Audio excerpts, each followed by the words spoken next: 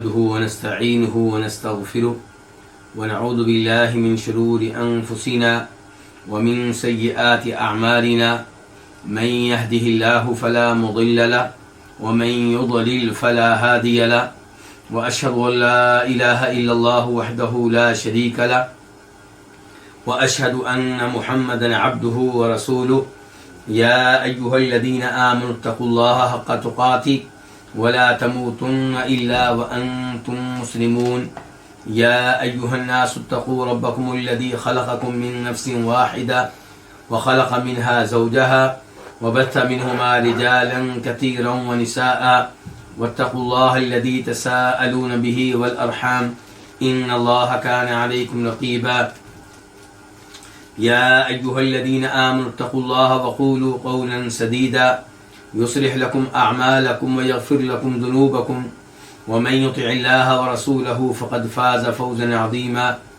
أما بعد فإن خير الحديث كتاب الله وخير الهدي هدي محمد صلى الله عليه وسلم وشر الأمور محدثاتها وكل محدثة بدعة وكل بدعة ضلالة وكل ضلالة في النار.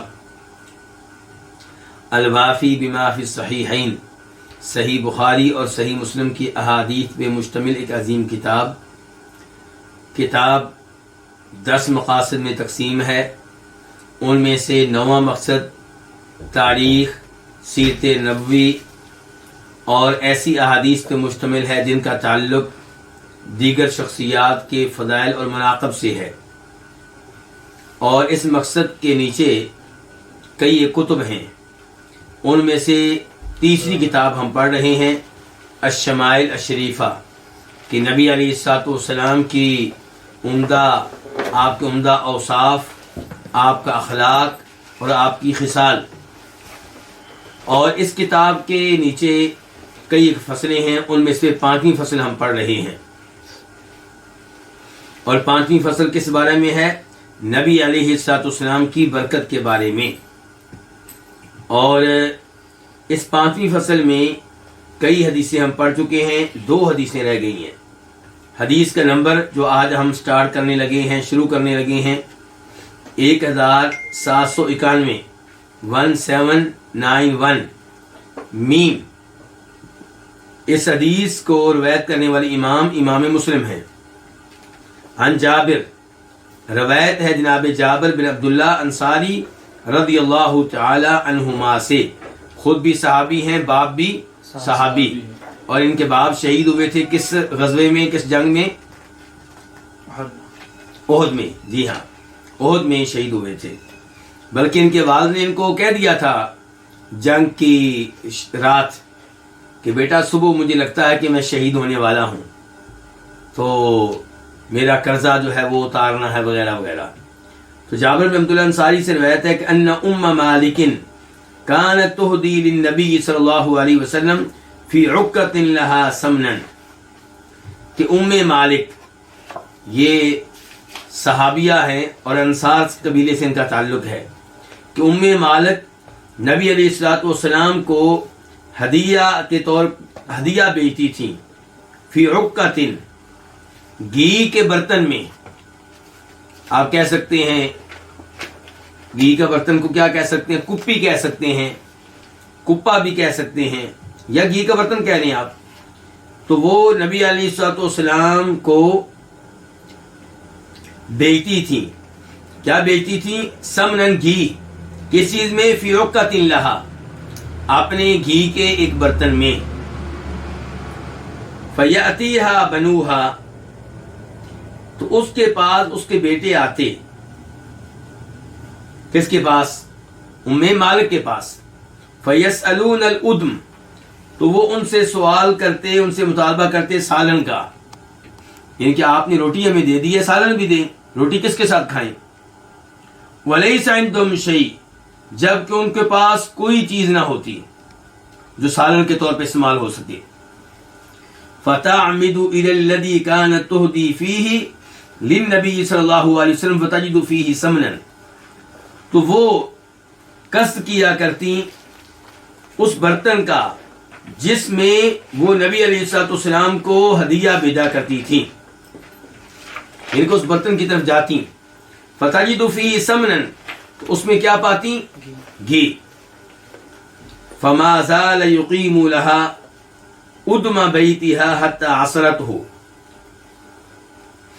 تو یہ مسلسل، یہ کیا، یہ برتن، یعنی کہ یہ برتن مسلسل ان کے لیے، کن کے لیے؟ ام مالک کے لیے تیار کرتا رہتا. کیا تیار کرتا رہتا؟ ان کے گھر والوں کے لیے سالن. حتی عصرت، یہاں تک کہ ام مالک نے اس برتن کو نچوڑ ڈالا. کیا سمجھ رہے ہیں آپ اس سے؟ اس سے یہ سمجھا رہی ہے کہ اس برتن میں کچھ نہ کچھ گھی ان کو مل جاتا، تو اس گھی کو روٹی کے ساتھ بطور سالن وہ استعمال کر لیتے. لیکن ایک دن ام مالک نے کیا کیا، انہوں نے برتن کو نچوڑ دیا، جتنا گھی تھا اسے نکال لیا، خالی کر دیا. فأتت النبی صلی اللہ علیہ وسلم، تو وہ نبی علیہ السلام کے پاس آئیں. فقال، تو آپ نے کہا، یعنی کہ اللہ کے رسول کے پاس آئیں اور شکوہ کیا کہ ہمارے گھر میں کئی دفعہ کھانے کو کچھ نہیں ہوتا، اور برتن تھا اس میں گھی ہوتا تھا، تو اب میں نے اس کو خالی کیا تو اس کے بعد اس میں بھی کچھ نہیں ہوتا. تو آپ نے کہا، عصرتیہا، تو نے اس برتن کو نچوڑ ڈالا ہے؟ قالت، تو کہنے لگی نعم، جی ہاں. تو آپ نے کہا لو ترکتیہا، اگر تو اس برتن کو اس کی حالت پہ چھوڑ دیتی، رہنے دیتی، جتنا گھی چاہیے ہوتا لے لیتی اور اس کو خالی نہ کرتی، ما زال قائما، تو وہ گھی ہمیشہ موجود رہتا. تو یہ کیا معاملہ تھا جی کہ جب بھی جاتی برتن میں گھی ان کو مل جاتا؟ یہ برکت تھی. برکت کس کی؟ نبی علیہ الصلوۃ والسلام کا تبرک ہے یہ.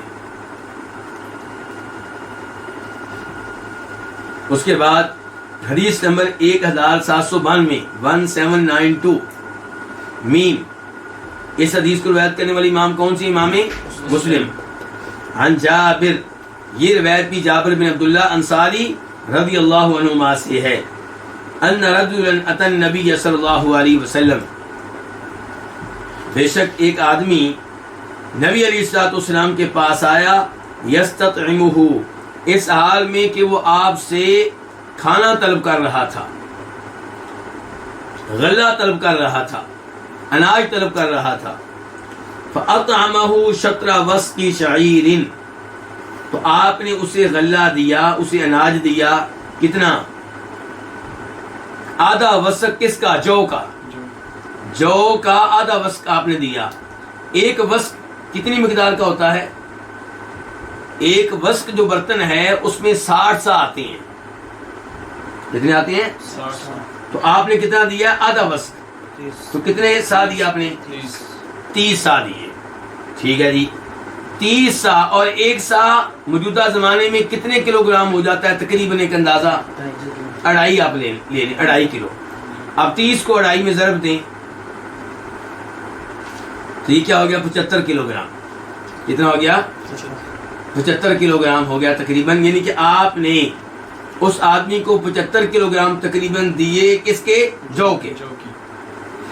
فما زال الرجل یأکل منہ وامرأته وضیفہما، تو وہ آدمی مسلسل اس سے کھاتا رہا. کس سے؟ جو کی اس مقدار سے. وامرأته، اور اس کی بیوی بھی. وضیفہما، اور ان کے مہمان بھی. حتی قالہ، یہاں تک کہ اس نے اس غلے کو، اس اناج کو کیا کیا؟ ماپا. اس نے کہا ماپتے ہیں، یہ ختم نہیں ہو رہا، یہ کتنا ہے پتہ تو چلے. فأتى النبی صلی اللہ علیہ وسلم، اس کے بعد وہ نبی علیہ السلام کے پاس آیا تو آپ نے کہا لو لم تکلہ، اگر تم اس کا ماپ نہ کرتے، اس غلے کا ماپ نہ کرتے، لأکلتم منہ، تو تم اس سے کھاتے رہتے، وَلَقَامَ لَكُمْ، اور وہ تمہارے لیے موجود رہتا، کبھی ختم نہ ہوتا. تو یہ بھی کیا تھی؟ برکت کس کی؟ نبی علیہ الصلوۃ والسلام کی.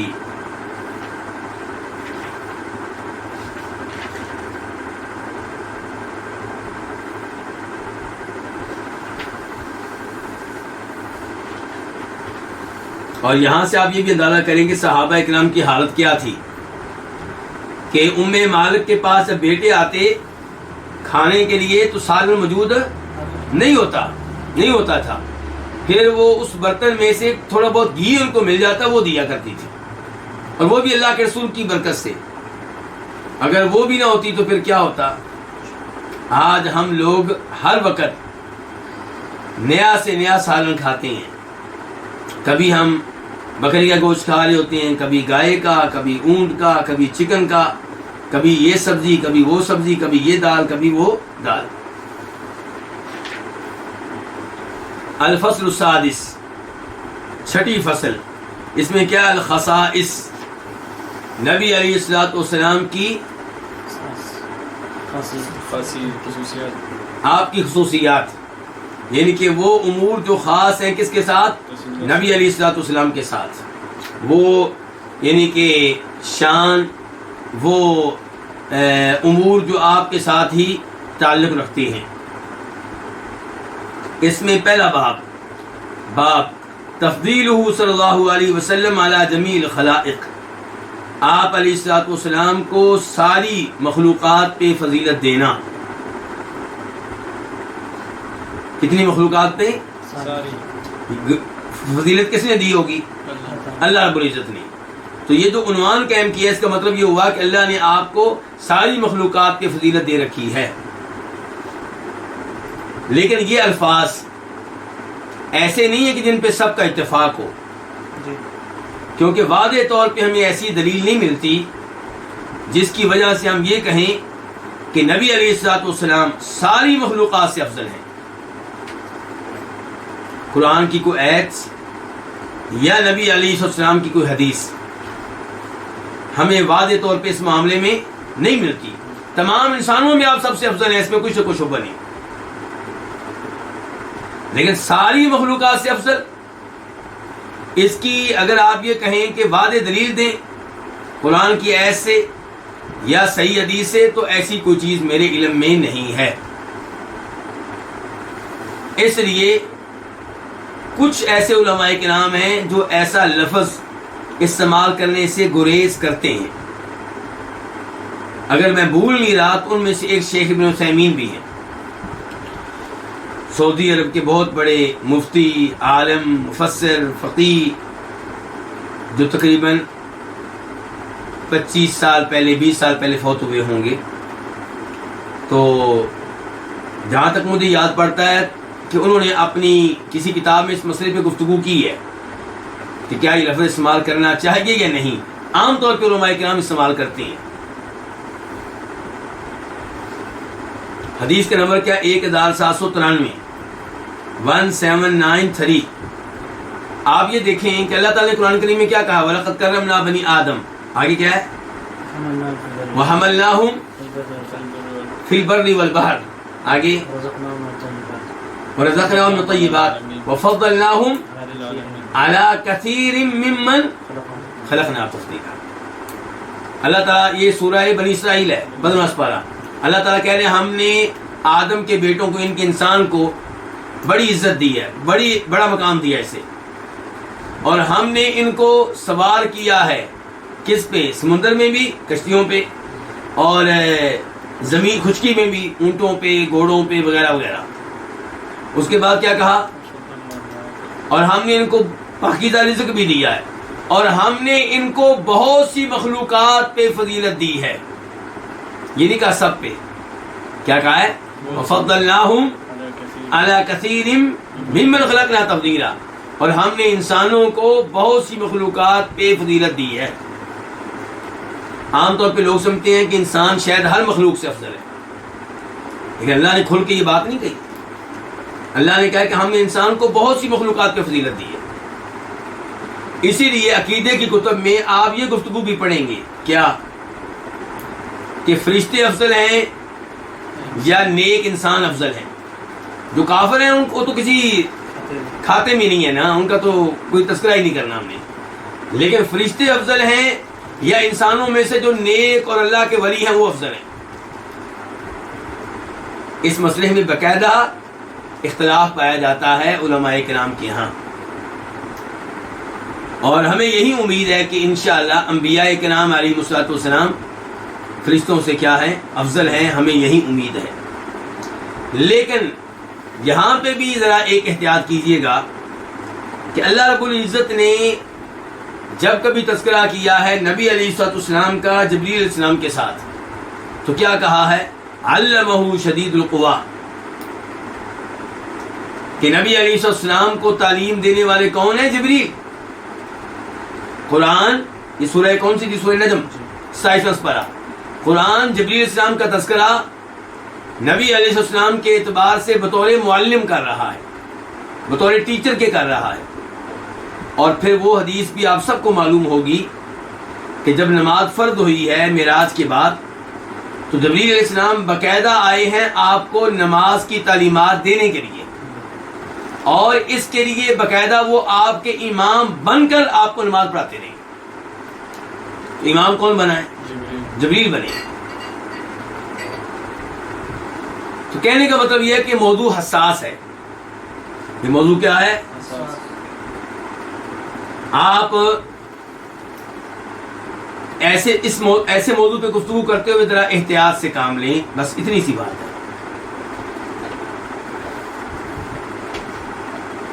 تو جناب ابو ہریرہ سے روایت ہے، وہ کہتے ہیں کہ فرمایا رسول اللہ صلی اللہ علیہ وسلم نے، انا سید ولد آدم یوم القیامہ، میں قیامت کے دن آدم علیہ السلام کی اولاد کا سردار ہوں گا۔ اور دیکھیں یہاں پہ آپ نے کیا کہا؟ سردار میں کن کا ہوں گا؟ آدم علیہ السلام کی اولاد کا میں قیامت کے دن سردار ہوں گا۔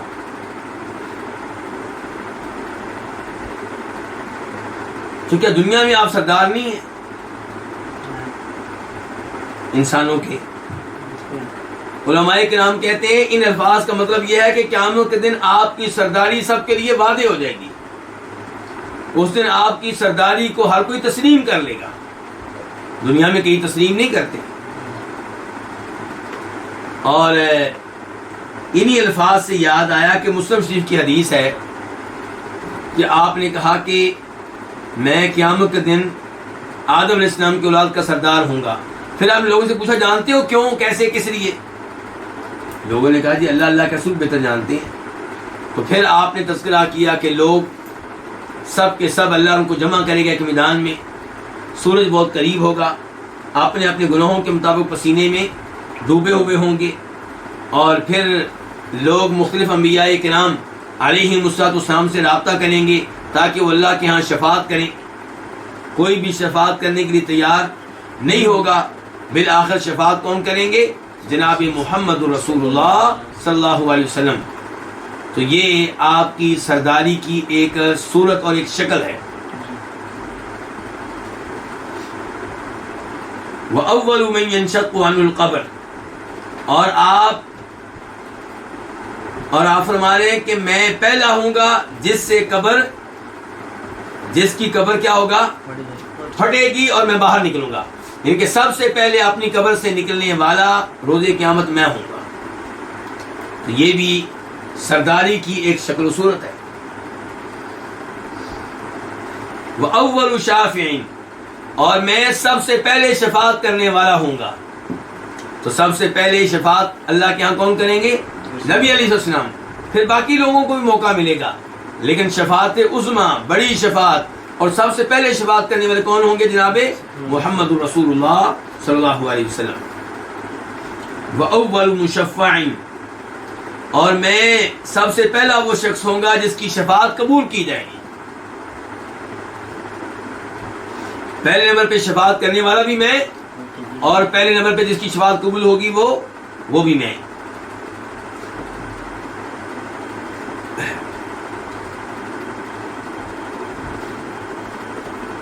اس کے بعد حدیث نمبر 1794 1794 خا، اس حدیث کو بیان کرنے والے، روایت کرنے والے امام کون سے؟ امام بخاری۔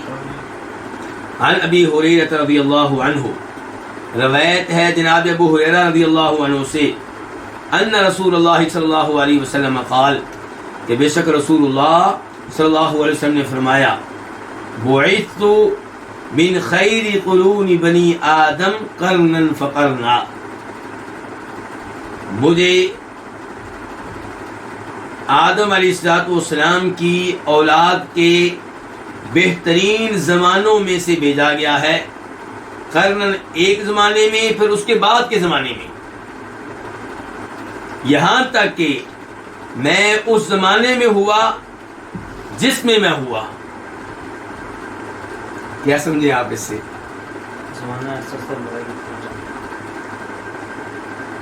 آپ یہ ارشاد فرما رہے ہیں، آپ کی حدیث کا مفہوم یہ ہے کہ ہر زمانے میں مجھے بہترین لوگوں میں بھیجا گیا۔ ابراہیم علیہ السلام کے زمانے میں میں اپنے باپ ابراہیم علیہ السلام کی پشت میں تھا، اور وہ اپنے زمانے کے بہترین فرد تھے۔ پھر مجھے اسماعیل علیہ السلام کی پشت میں بھیجا گیا، جن کے وہ میری اصل ہیں، ابراہیم علیہ السلام، پھر اسماعیل علیہ السلام، پھر ان کی اولاد میں سے کوئی، اور پھر وہ کنانہ، اور پھر قریش، بنو ہاشم، ہاشم میں سے پھر کیا عبد المطلب، پھر عبداللہ آپ کے والد۔ تو یعنی کہ آپ یہ کہنا چاہتے ہیں کہ ہر زمانے میں جو میرا یعنی کہ میرا جو شجرہ ہے، میرا جو بڑا رہا ہے، وہ بہترین انسان رہا ہے۔ کون رہا ہے؟ بہترین انسان، پاک باز، اور یعنی کہ ایسا نہیں ہوا کہ آپ کی جو اوپر آباء و اجداد ہیں ان میں سے کسی کے ہاں ولادت جو ہے وہ بدکاری کے ذریعے ہوئی ہو، ایسا کچھ نہیں ہے۔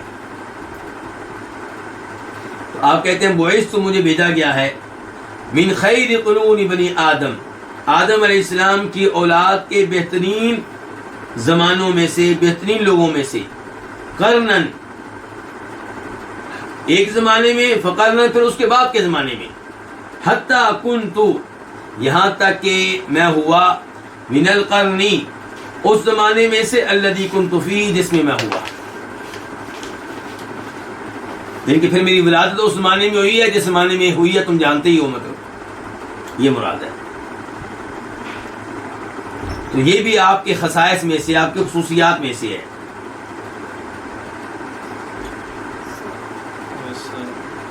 لیکن اس کا مطلب یہ نہ لیا جائے کہ آپ علیہ السلام کے آباء و اجداد میں سے کوئی ایسا نہیں تھا جو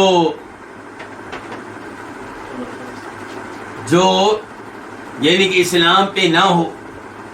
آذر کو لے لیں، صحیح بات یہ ہے کہ ابراہیم علیہ السلام کے کیا ہیں؟ والد ہیں، تو اس لحاظ سے وہ نبی علیہ السلام کے آباء و اجداد میں آتی ہیں۔ کون؟ آذر۔ تو وہ کردار کے لحاظ سے، پاک دامنی کے لحاظ سے بالکل ٹھیک ہے، لیکن ایمان، اسلام اور کفر کے لحاظ سے وہ ایمان اور اسلام کی دولت سے محروم تھی۔ ابراہیم علیہ السلام نے ان کو بہت تبلیغ کی ہے، مسلمان کرنے کی بہت کوشش کی ہے، لیکن مسلمان نہیں ہوئے۔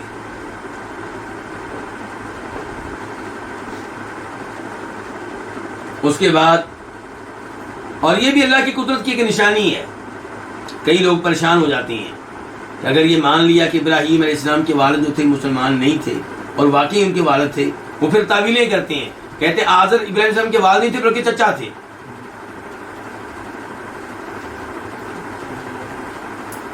تو اس میں کوئی پریشانی والی بات نہیں، یہ اللہ کی قدرت کی نشانیاں ہیں۔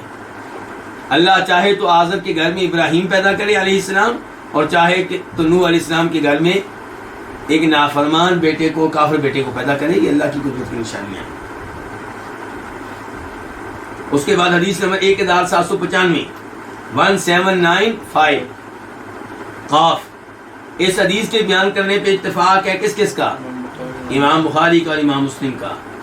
عن ابی ہریرہ رضی اللہ عنہ ان رسول اللہ صلی اللہ علیہ وسلم قال، جناب ابو ہریرہ سے روایت ہے کہ بے شک رسول اللہ صلی اللہ علیہ وسلم نے فرمایا، ان مثلی و مثل الانبیاء من قبلی، بے شک میری مثال اور مجھ سے پہلے نبیوں کی مثال، کمثل رجل، اس آدمی کی مثال کی طرح ہے، بنا بیتن، جس نے گھر بنایا، فاحسنہ واجملہ، تو اسے حسین و جمیل بنایا، بہترین بنایا، الا موضع لبنۃ من زاویۃ، سوائے ایک اینٹ کی جگہ کے، من زاویۃ ایک جانب، گھر کے ایک جانب، گھر کی 4 جوانب ہوتی ہیں نا، تو گھر کی ایک جانب ایک اینٹ کی جگہ کے کہ وہ خالی پڑی ہے، اس میں کچھ اینٹ نہیں لگی ہوئی.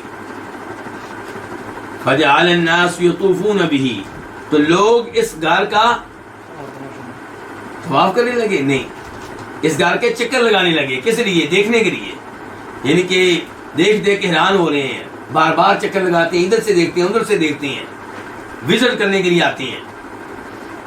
وَيَعْجَبُونَ لَهُ، اور اس پہ تعجب کرتے ہیں. کس پہ؟ اس گھر کے حسن و جمال پہ.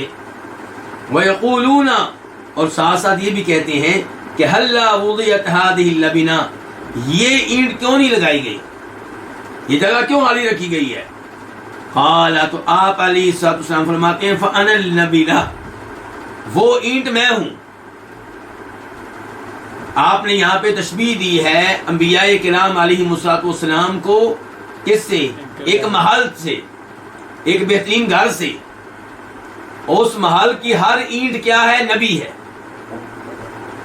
تو اب وہ گھر جو ہے مکمل ہو چکا ہے، سارے نبی آ چکے ہیں، گھر مکمل ہو چکا ہے، نبوت کا گھر، رسالت کا گھر، ایک اینٹ باقی رہ گئی ہے.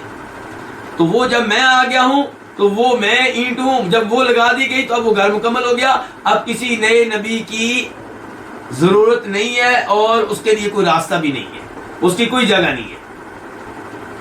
فَأَنَا اللَّبِنَةُ، تو میں وہ اینٹ ہوں جس نے اس محل کو، اس گھر کو کیا کر دیا؟ مکمل کر دیا ہے. وَأَنَا خَاتَمُ النَّبِيِّينَ، یا انا خاتم النبیین، کہ میں سلسلہ نبوت، میں نبیوں کے سلسلے کو ختم کرنے والا ہوں. میرے اوپر نبوت کا اختتام ہو گیا، میرے بعد اب کوئی نبی نہیں آئے گا.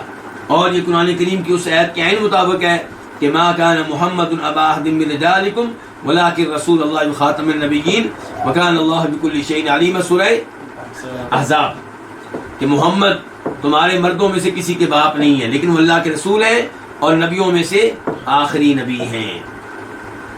تو یہ بھی آپ کی خصوصیت ہوگی کیا؟ کہ نبوت کا اختتام آپ پہ ہوا ہے، آپ خاتم النبیین ہیں. تو اس چیز پہ ایمان لانا نہایت ضروری ہے.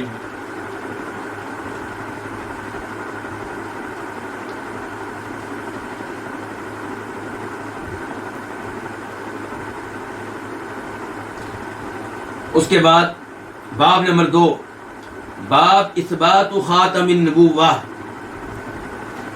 مہر نبوت کا اثبات، یعنی کہ یہ اس بات کا ثبوت کہ مہر نبوت تھی. کیا تھی؟ یعنی کہ آپ کے جسم کے پیچھے مہر نبوت تھی. حدیث نمبر 1796، 1796، 1796. قاف، اس حدیث کے بیان کرنے پہ اتفاق ہے کس کس کا؟ امام بخاری کا اور امام مسلم کا. عن السائب بن یزید، روایت ہے کس سے؟ سائب بن یزید سے. اور یہ سائب بن یزید کندی ہے، چھوٹے صحابہ کرام میں سے ہیں. انہوں نے اپنے والد کے ساتھ مل کے وہ حج کیا تھا جس حج میں نبی علیہ السلام حج کروا رہے تھے، جس حج میں آپ کیا تھے؟ حاجیوں کے امام تھے. اور اس وقت ان کی عمر تقریباً 7 سال تھی. کن کی؟ کب؟ اللہ کے رسول کے حج کے موقع پہ. قال، یہ کہتے ہیں ذہبت بی خالتی الی النبی صلی اللہ علیہ وسلم، میری خالہ مجھے نبی علیہ السلام کے پاس لے گئی. فقالت، تو انہوں نے کہا، کنہوں نے؟ خالہ جان نے کہا، یا رسول اللہ، اللہ کے رسول، ان ابن اختی وجیعن، بے شک میرا بانجا وجیعن بیمار ہے، مریض ہے. فمسح رأسی، تو آپ نے میرے سر پہ اپنا ہاتھ پھیرا. ودعا لی بالبرکہ، اور میرے لیے برکت کی دعا کی. ثم توضا، پھر آپ نے کیا کیا؟ وضو کیا. فشربت من وضوئه، تو میں نے آپ کے وضو کا پانی پیا. لفظ یہاں پہ کیا وضو، واؤ کے اوپر کیا ہے زبر.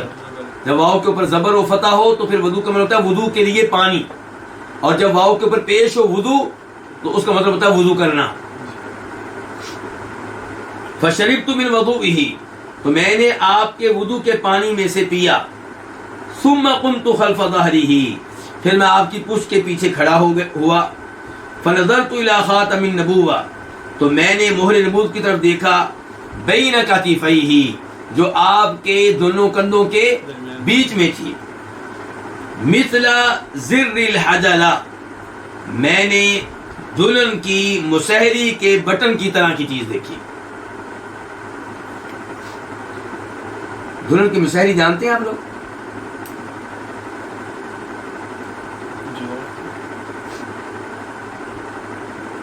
ڈولی جانتے ہیں آپ لوگ؟ ڈولی جانتے ہیں؟ یعنی کہ جس میں دلہن کو بٹھا کر، یعنی کہ ایک گھر سے اس گھر میں لے کر جاتے تھے جہاں اس کی اب شادی ہوئی ہے.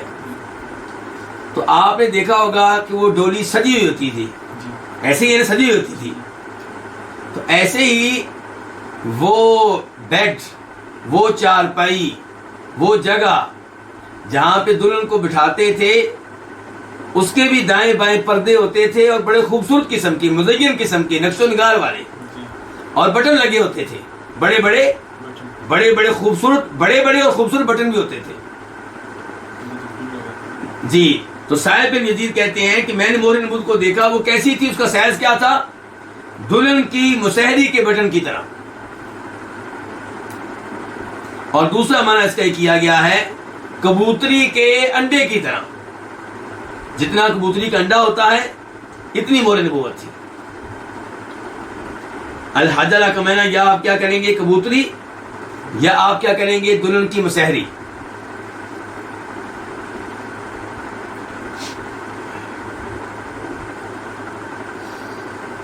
مولانا امین احسن اصلاحی کو جانتے ہیں آپ لوگ؟ کس لحاظ سے جانتے ہیں آپ لوگ؟ تفسیر کی دنیا میں ان کا بڑا نام ہے. ایسے ہی ہے، ان کی تفسیر ادھر ہے، یہ مجھے دکھائیں ذرا تاکہ میں لوگوں کو دکھا سکوں. یہ نہیں یاد، نہیں یہ ان کی نہیں ہے، لیکن ایسے لے ہیں، یہ بھی لے ہیں. یہ تفسیر ہے دی تدبر قرآن.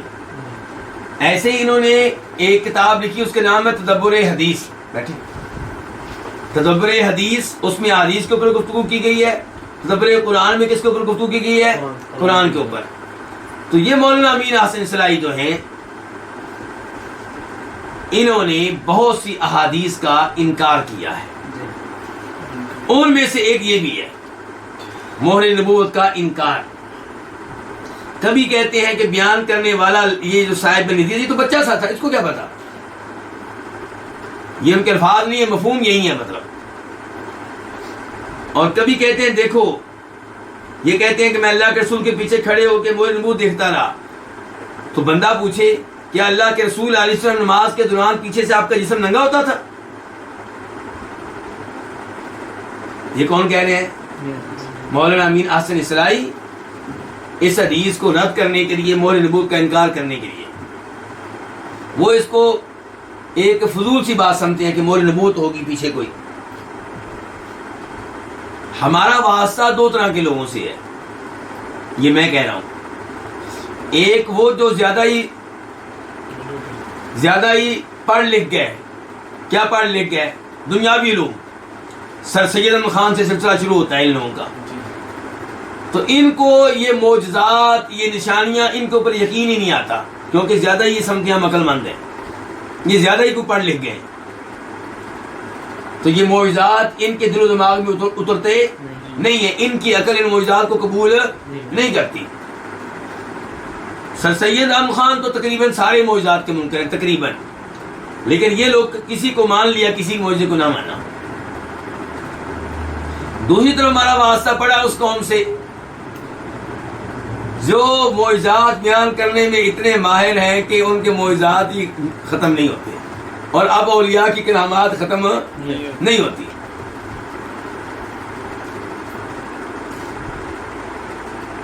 مجھے یاد ہے کہ ایک اردو کے رائٹر ہے، میں ان کا نام نہیں لینا چاہوں گا، چلے نام لے دیتا ہوں، ان کا نام ہے قدرت اللہ شہاب، ان کی کتاب ہے شہاب نامہ۔ اس میں وہ لکھتے ہیں پیروں کی کرامتیں، تو وہاں پہ وہ تذکرہ کرتے ہوئے کہتے ہیں کہ ایک جگہ ایک پیر صاحب تھے، وہ رات کو ذکر کی محفل قائم کرتے، تو ذکر کی محفل جب ہو رہی ہوتی تو اچانک مرید ان کے دیکھتے کہ پیر صاحب کے سینے سے نور نکل رہا ہے، ذکر اس قدر اثر ڈالتا اور ذکر کی اتنی تاثیر تھی کہ پیر صاحب کے سینے سے کیا نکلنا شروع ہوتا؟ نور، کمرہ روشن ہو جاتا، لوگ بہت متاثر ہوتے۔ لیکن راز اس میں کیا تھا؟ راز یہ تھا کہ ٹارچ یہ اس وقت عام نہیں ہوئی تھی، اس وقت عام نہیں ہوئی تھی، ٹارچ نئی آئی تھی اور کسی کسی کے پاس ہوتی تھی، یہ پیر لوگ ایسی چیزیں پہلے منگوا لیتے ہیں، اب لوگوں کو کیا پتا کہ ٹارچ ہے۔ ایسے ہی ایک اور انہوں نے کرامت لکھی تھی، میں بھول گیا ہوں، تو کہنے کا مطلب یہ ہے کہ ایک طرف وہ ہیں جو سچے معجزات کے منکر، اور ایک طرف یہ جن کی کرامتیں ختم ہی نہیں ہو رہی، اور حق جو ہے ان دونوں کے درمیان میں، افراط و تفرید کے درمیان وہ حق ہے کہ جو معجزات ثابت ہیں اللہ کے رسول کے مانے جائیں، اور یا کی کرامتیں بھی جو ثابت ہیں مانی جائیں، اور غلط طور پہ اپنی طرف سے معجزات بیان نہ کیے جائیں، کرامتیں بیان نہ کی جائیں۔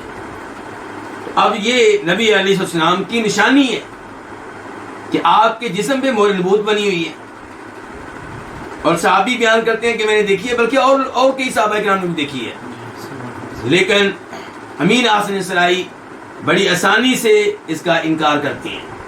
اور بتایا آپ کو، ایک تو کہتے ہیں کہ یہ بچے تھے، ان کو کیا پتا مہر نبوت کیا چیز ہوتی ہے، پھر کہتے ہیں کہ جناب والا کہ کیا یہ نماز میں پیچھے کھڑے ہو کے اللہ کے رسول کو ہی دیکھتے رہ گئے، اور کیا اللہ کے رسول کا جسم ننگا تھا؟ تو اس کا کیا جواب آپ لوگوں کے پاس؟ ہمارے پاس جواب یہ ہے کہ کس نے کہہ دیا حضرت صاحب آپ کو کہ وہ نماز پڑھ رہے تھے؟ کہ ہم کہاں پہ آیا کہ نماز پڑھ رہے تھے؟ کوئی یہ لفظ تو آیا نہیں حدیث میں کہ نماز پڑھی جا رہی تھی، یہ ہے کہ اللہ کے رسول کے پیچھے میں کھڑا ہو گیا اور میں نے مہر نبوت دیکھی، یہ تو نہیں ہے کہ آپ نماز پڑھ رہی تھی۔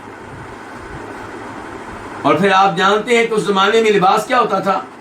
چادریں، یعنی قمیض کے طور پہ بھی چادر استعمال کرتے تھے، تو چادر نیچے اتر جاتی ہے۔ تو بہرحال الحمدللہ اللہ تعالیٰ نے ہمیں نہ ان میں شامل کیا نہ ان میں، ہم اللہ کا شکر ادا کرتے ہیں جس نے ہمیں قرآن و حدیث پہ رکھا ہے، سلف صالحین کے مسلک پہ اور ان کے منہج پہ رکھا ہے، اور اللہ تعالیٰ اسی مسلک اور منہج پہ ہمیں موت دے۔ مولانا امین حسن سرائی کے اوپر یہ کتاب لکھی گئی ہے تاکہ ان کے نظریات صحیح معنوں میں لوگوں کے سامنے آ سکیں۔ میری خواہش ہوگی کہ آپ سب یہ کتاب لیں اور اس کا مطالعہ کریں۔ کتاب کیا یہ دیکھ لیں۔ اب مجھے نہیں پتا کہ ویڈیو میں آپ کو صحیح نظر آ رہی ہے کہ نہیں آ رہی۔ مولانا امین حسن سرائی صاحب اپنی حدیثی اور تفسیری نظریات کی روشنی میں، اور اس کے رائٹر کون ہے؟ حافظ صلاح الدین یوسف۔ یہ وہی حافظ صلاح الدین یوسف ہیں جن کی تفسیر جو ہے وہ مسجد نبی میں پڑھی ہوتی ہے، تفسیر احسن البیان، جس کو سعودی حکومت نے منظوری دی ہے کہ یہ تفسیر اس قابل ہے کہ حاجیوں میں تقسیم کی جائے، مسجد نبی میں اور بیت اللہ شریف میں رکھی جائے۔ ترجمہ ہوتا ہے مولانا محمد جوناگڑھی کا، اور تفسیر ہوتی ہے حافظ صلاح الدین یوسف صاحب کی۔ اور اگر آپ کو وہاں سعودیہ سے تحفے کے طور پہ نہ ملے تو آپ مکتبہ دارالسلام سے لے سکتے ہیں۔ کس نام سے؟ تفسیر احسن البیان کے نام سے۔ اور یہ وہی حافظ صلاح الدین یوسف صاحب ہیں جنہوں نے مولانا مودودی کی کتاب خلافت و ملوکیت کے اوپر بڑا شاندار رد لکھا ہے۔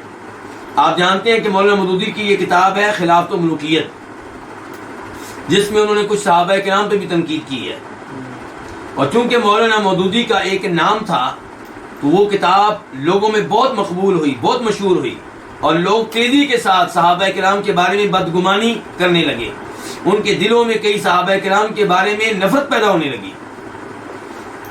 مولانا مودودی نے اس میں کئی من گڑت روایات اور کئی ضعیف روایات، تاریخی روایات لکھی اور صحابہ کرام کی طرف منسوب کر دی۔ تو حافظ صلاح الدین یوسف صاحب کو اللہ جزائے خیر دے اور ان کی قبر کو اللہ منور فرمائے، انہوں نے اس کتاب کا بہترین رد لکھا جس سے لوگ جو ہے وہ ان کے دلوں میں دوبارہ سے تمام صحابہ کرام کے بارے میں محبت پیدا ہوئی۔ تو یہ ہے جی مہر نبوت کا اثبات۔ تو ہم مہر نبوت کا اثبات کرتے ہیں، ہم انکار کرنے والے نہیں ہیں۔ ہم الحمدللہ ہر معجزے کو مانتے ہیں جو اللہ نے اپنے رسول کو دیا صلی اللہ علیہ وسلم۔ اس کے بعد باب نمبر 3، باب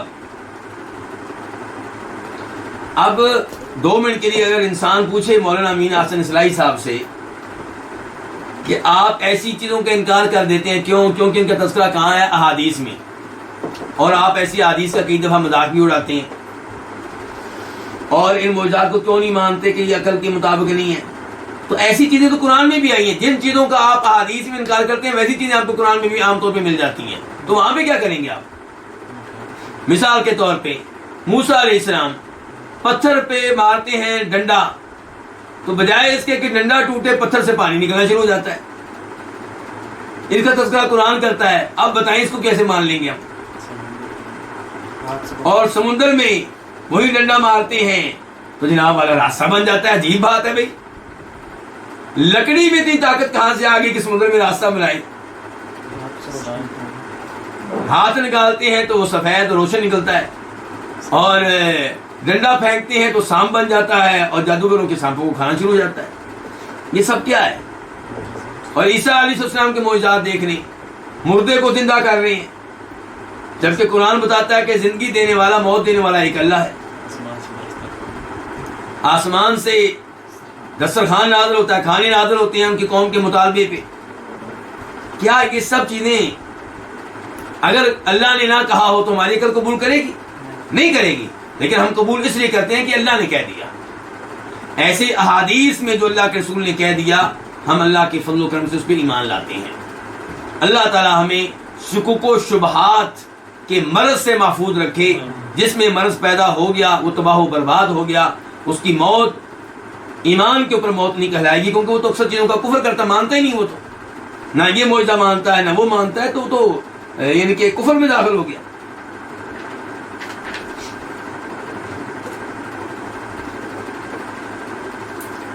اس لیے آپ لوگ جڑے رہیں کس کے ساتھ؟ ان علماء کرام کے ساتھ جو قرآن و حدیث کے مطابق درس دیتے ہیں۔ مجھے بڑی خوشی ہوئی، ایک بہن ہماری الوافی کے درس میں شریک ہیں، اور وہ بتا رہی تھی کہ میں فلاں عالم دین کا یہ کورس بھی کر رہی ہوں، وہ بھی کر رہی ہوں، پہلے وہ بھی کیا تھا، اب بھی کر رہی ہوں، تاکہ میں جڑی رہوں۔ مجھے بہت خوشی ہے ان کی بات سن کے۔ تو یہ الوافی کا دورہ آپ کریں گے، یہ ختم ہونے والا ہے، اس کے بعد کو اور دورہ، چاہے میرے ساتھ کسی اور قابل اعتبار عالم دین کے ساتھ، لیکن جڑے رہیں۔ روزانہ کی بنیاد پہ یہ پٹرول، یہ غذا جو روح کے لیے ضروری ہے، اس کو حاصل کرتے رہیں۔ اللہ ہم سب کو توفیق دے۔ تو یہ کیا باب نمبر 3، باب اسلام و شیطان النبی صلی اللہ علیہ وسلم، نبی علیہ السلام کے شیطان کا کیا ہونا؟ مسلمان ہونا۔ ہر انسان کے ساتھ ایک شیطان ہوتا ہے، تو آپ کے ساتھ جو شیطان ہے اس کا مسلمان ہو جانا، آپ کا فرما بردار بن جانا۔ حدیث نمبر 1797 1797 میم، اس حدیث کو روایت کرنے والے امام کون سے؟ امام مسلم۔ عن عائشہ زوج النبی صلی اللہ علیہ وسلم، روایت ہے ام المؤمنین عائشہ سے جو کہ وائف ہیں کس کی؟ نبی علیہ الصلوۃ والسلام کی۔ ان رسول اللہ صلی اللہ علیہ وسلم خرج من عندها لیلا، بے شک رسول اللہ صلی اللہ علیہ وسلم نکلے من عندها ان کے پاس سے، کن کے پاس سے؟ ام المؤمنین عائشہ کے پاس، ان کے گھر سے نکلے، لیلا رات کے وقت۔ اس کا مطلب یہ ہے کہ اللہ کے رسول کی وہ رات عائشہ کے گھر میں تھی، لیکن آپ رات کو نکل گئے، باہر چلے گئے۔ قالت، تو کہتی ہیں کون؟ ام المؤمنین عائشہ، فغیرت علیہ، تو میں آپ کے معاملے میں غیرت میں مبتلا ہو گئی۔ غیرت کیا؟ کہ یہ ان کے ذہن میں آئی بات کہ شاید آپ کسی اور بیوی کے پاس رات کو چلے گئے ہیں۔ فجاء، تو آپ آئے، فرآ ما اصنع، تو آپ نے دیکھا جو میں کر رہی ہوں. کیا مطلب؟ آپ نے دیکھا کہ میں غصے میں ہوں بڑے. میں کیا ہوں؟ بڑے غصے میں ہوں، اور غصے کی وجہ سے کہ میرا برا حال ہے. فقال، تو آپ نے کہا ما لک یا عائشہ، تمہیں کیا ہے عائشہ؟ اغیرتی، کیا غیرت میں مبتلا ہو گئی ہو؟ فقلت، تو میں نے کہا وما لی لا یغار مثلی علی مثلک، اور مجھے کیا ہے کہ میرے جیسی آپ جیسے کے معاملے میں غیرت میں مبتلا نہ ہو.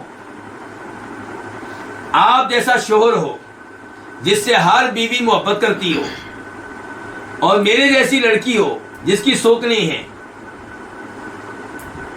تو مجھے غیرت کیوں نہ آئے آپ کے معاملے میں؟ اور مجھے کیا ہے کہ میرے جیسی آپ جیسے کے معاملے میں غیرت میں مبتلا نہ ہو.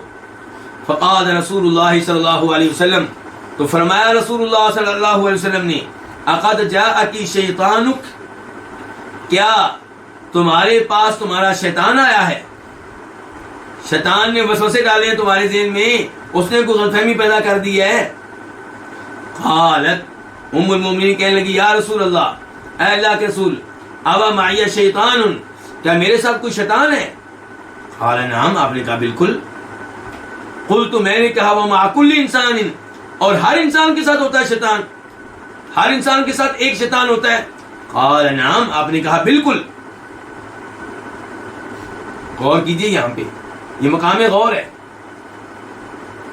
کہ میں اور آپ جہاں کہیں جاتے ہیں ہمارے ساتھ کون ہوتا ہے؟ ایک شیطان ہوتا ہے. صبح و شام ہمیں گناہ کی طرف آمادہ کرتا رہتا ہے، صبح و شام ہمیں دھوکے دیتا ہے، کہتا ہے کر لو یہ گناہ، بعد میں توبہ کر لینا، ابھی بڑی عمر پڑی ہے. تو یہ ساری غلط سوچیں جو ہمارے ذہن میں آتی ہیں، یہ کس کے حملے ہیں؟ اسی شیطان کے جو ہمارے ساتھ لگا ہوا ہے. اور ہم ہیں کہ اذکار کرنے کے لیے بھی تیار نہیں ہیں. شیطان کے اوپر گولی تو چلانے سے رہے ہم، بلکہ ہم تو اسے دیکھ بھی نہیں سکتے، وہ ہمیں دیکھ رہا ہے. سورہ اعراف میں اللہ تعالیٰ کیا فرماتے ہیں اس بارے میں؟ انہ یراکم هو وقبیلہ من حیث لا ترونہم، شیطان بڑا ابلیس اور اس کی اولاد، اس کے چیلے، وہ تمہیں دیکھتے ہیں، تم ان کو دیکھ نہیں سکتے. اچھا، اب وہ ہمیں دیکھ بھی رہا ہے، اور ہم اس کے اوپر گولی بھی نہیں چلا سکتے، تلوار بھی نہیں چلا سکتے. البتہ حج میں موقع ملتا ہے کیا کرنے کا؟ جمرات کو پتھر مارنے کا، جمرات کو پتھر مارنے کا. وہاں ہمارے بھائی پھر وہ کہتے ہیں آج شیطان ہمارے قابو میں آیا ہے. میں نے شاید پہلے بھی اپنے درس میں آپ کو بتایا تھا کہ سعودی عرب کے ایک مشہور و معروف عالم دین ہے شیخ سلیمان الجبیلان، مزاحیہ قسم کے خطیب ہیں. ان کے گفتگو میں ہنسی مزاح کی باتیں بھی کہی جاتی ہیں. تو ان کا کلپ موجود ہے یوٹیوب میں، آپ تلاش کر سکتے ہیں. وہ کہتے ہیں کہ ایک دفعہ حج میں ایک پاکستانی زور زور سے پتھر مار رہا ہے، جوتے مار رہا ہے، کس کو؟ جمرے کو. جمرہ جس کو ہم ہمارے پاکستانی انڈین لوگ جس کو کیا کہتے ہیں؟ شیطان کہتے ہیں. حدیث میں اسے کیا کہا گیا؟ جمرہ. تو شیخ سلیمان جو بیلان کہتے ہیں کہ میں نے اس کو منع کیا، میں نے اس کو روکا، تو وہ آگے سے کہنے لگا میں نے آپ کو پہچان لیا ہے کہ آپ کون ہیں. شیخ سلیمان کہتے ہیں میں بڑا خوش ہوا کہ میں تو عربی میں گفتگو کرتا ہوں اور یہ پاکستانی ہے، یہ بھی مجھے جانتا ہے. میں نے کہا ہاں میں کون ہوں؟ کہا تو شیطان کا بھائی ہے. یعنی کسی نے تو تکلیف ہو رہی ہے کہ میں اس کو پتھر کیوں مار رہا ہوں. تو یہ ہماری صورتحال ہے ہم لوگوں کی، یعنی کہ شیطان کی صبح و شام باتیں مانتے ہیں. بلکہ میں کئی دفعہ کہا کرتا ہوں کہ جب ہم وہاں حج میں جمرہ کو پتھر مار رہے ہوتے ہیں نا جوتے، شیطان اس وقت بھی خوش ہو رہا ہوتا ہوگا، واہ آج بھی تو نے میری بات مانی ہے. تمہارے نبی نے کہا تھا کہ چنے کے دانے کے برابر کنکری مارنی ہے، اس سے بڑی کنکری نہیں مارنی، اور تو جوتے مار رہا ہے، پتھر مار رہا ہے، آج بھی میری بات مان رہا ہے، اپنے نبی کی بات تو نے پھر بھی نہیں مانی. کتنا خوش ہوتا ہوگا وہ. تو اچھا، میں کہنا یہ چاہ رہا تھا کہ جب پتہ چل گیا کہ ہم میں سارے کے ساتھ شیطان ہے، اب اس کے حملوں سے بچنے کی کوشش کرنی چاہیے نہیں کرنی چاہیے؟ تو کیسے بچیں؟ صبح و شام کے اذکار کریں، رات کو آیت الکرسی پڑھیں، ہر نماز کے بعد آیت الکرسی پڑھیں، دم کرتے رہا کریں اپنے آپ کو، اپنے بچوں کو، گھر میں سورہ بقرہ کی تلاوت کرتے رہا کریں، گھر میں جب داخل ہوں بسم اللہ پڑھ کے داخل ہوں، کھانا جب کھائیں بسم اللہ پڑھیں، واش روم میں جاتے ہوئے دعا کریں، ان تمام چیزوں کا اہتمام کریں۔ قلت ام المؤمنین فرماتی ہیں میں نے کہا ومعک یا رسول اللہ، اور آپ کے ساتھ بھی ہے اے اللہ کے رسول؟ کون؟ شیطان۔ کوئی شیطان؟ قال، تو آپ نے کہا نعم، ہاں میرے ساتھ بھی ہے، ولیکن ربی اعاننی علیہ، لیکن میرے رب نے میری اس کے معاملے میں مدد کی ہے، حتی اسلم، یہاں تک کہ وہ مسلمان ہو گیا ہے، یا یہاں تک کہ وہ میرا فرما بردار بن گیا ہے۔ اور دوسری روایت میں آتا ہے فلا یأمرنی الا بخیر، اب وہ مجھے خیر کی بات کہتا ہے، مجھے برائی کی بات مجھ سے نہیں کرتا۔ تو اس سے کیا پتا چلا کہ یہ بھی آپ کی خصوصیت ہے کہ آپ کا شیطان کیا ہو گیا تھا؟ مسلمان ہو گیا تھا۔ اور دیکھیں اللہ کے رسول علیہ الصلوۃ والسلام کے الفاظ، آپ یہ نہیں کہتے کہ میں نے جناب والا اور شیطان کو قابو کر لیا ہے، میں نے اس کو اپنے شکندے میں پھنسا لیا ہے، کیا کہا؟ اللہ نے میری مدد کی ہے تو مسلمان ہو گیا۔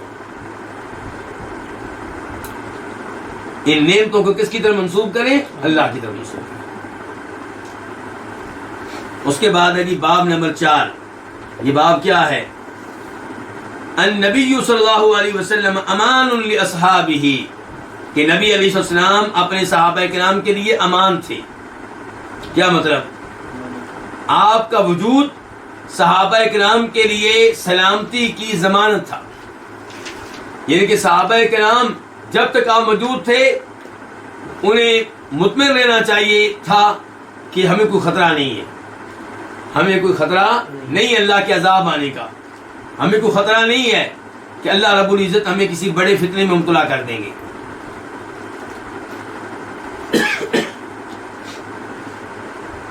حدیث نمبر 1798 1798 میم، اس حدیث کو روایت کرنے والے امام کون سے؟ امام مسلم۔